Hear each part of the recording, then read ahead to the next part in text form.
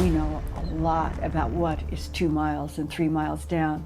It isn't being shared with the public, but our government and probably other governments know quite a bit. Beneath 2 miles of Antarctic ice, there are structures that predate every civilization in the history books.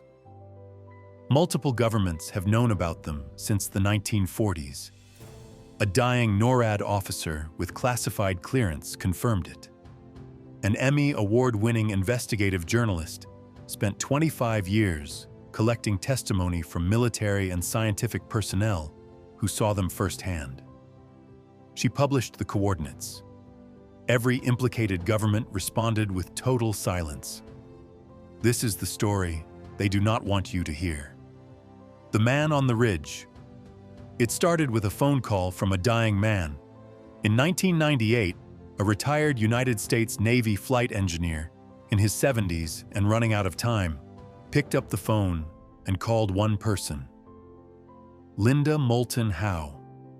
Not a conspiracy theorist, not a fringe blogger. An Emmy award-winning investigative journalist who has spent more than 40 years documenting what governments do not want you to know. What he told her would become the first thread in a mystery that has taken over 4 decades to unravel. A mystery that now, for the first time, is being told in full. She interviewed him for hours. She verified his service record. She confirmed every credential. His account included specific coordinates, exact dates, and the names of other crew members on that flight. Everything checked out. But Linda knew one witness was not enough. So she filed his testimony away. She told no one, and she waited. She had no idea what was about to begin. His story went back to 1982. He had been on a routine supply run from McMurdo Station to a remote research camp when an equipment malfunction forced the crew to set down on an exposed ridge. Wind hammering the fuselage. Temperatures so brutal that exposed skin burns in seconds. The kind of place where you fix what is broken and you leave. But while the crew worked on repairs, and yet every single testimony pointed to the same conclusion. Something ancient and structured was buried beneath the Antarctic ice, and multiple governments knew about it. Linda sat with all of these accounts and felt the weight of what she was holding. This was not one story. This was a pattern she could not ignore and could not yet prove. If this is the first time you are hearing about this, subscribe now, because what comes next is where everything connects. The testimony that changed everything. It was 2016. Linda received a message from someone she would later describe as the most credible source she had ever interviewed in her entire career. A retired NORAD officer, classified clearance, part of an Antarctic operation in the early 2000s that does not appear in any public record. His identity is the one Linda has guarded more fiercely than any other. When he began talking, Linda went quiet.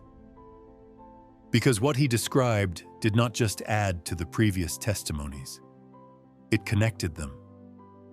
Every isolated account, every fragment, every unexplained detail from 20 years of interviews suddenly locked into place.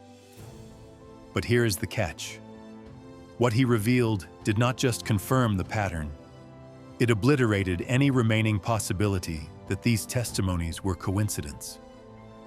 According to his account, beneath the West Antarctic ice sheet, at a depth of approximately 2 miles, there are multiple structures of artificial origin, not geological anomalies, not ice formations, structures built by someone, engineered with intention and precision, and they are old, far older than the ice that buried them. They predate the last ice age, meaning they were constructed when Antarctica was a green temperate continent with rivers and forests. Over 12,000 years ago. Thousands of years before Sumer. Thousands of years before the first Egyptian dynasty. before every civilization we have ever called ancient. He told Linda these structures were first detected in the 1940s during Operation High Jump, the massive 1946 to 1947 Antarctic expedition led by Admiral Richard Byrd. Officially, the mission was about establishing research bases. The classified reality, according to this source, was something else entirely. Seismic surveys picked up the Navy flight engineer, the man on the ridge, died in 2019. The NORAD officer, her most important source, died in 2022. Others were in steep decline. Hospital beds, hospice care, fading memories. And Linda, now in her 80s, understood something with brutal clarity. She was becoming the last person alive who held all of these testimonies together, the last thread connecting the witnesses to the world. In late 2023, she began assembling her comprehensive Antarctic report. Every testimony, every coordinate, every operation name, every piece of evidence gathered across 25 years. She published specific coordinates where witnesses reported exposed structures. She shared declassified Operation High Jump documents with redacted sections hinting at objectives far beyond research stations. She compiled satellite imagery showing artificial data obscuration over the exact areas her sources identified. And she made a direct challenge. Other nations have satellites. Independent researchers have ice-penetrating radar. Scientists work on that continent every single day. If these testimonies are true, the evidence is there. She told the world where to look. But here's the catch. The response from every implicated government was identical. Total. Absolute. Silence. No denials. No corrections. No lawsuits. No charges. Nothing. Think about that. An Emmy award-winning journalist publicly accuses multiple world governments of running a 70-year cover-up involving ancient structures and recovered technology beneath Antarctic ice. And not a single government says a word. Linda says that silence is the loudest confirmation she could have received.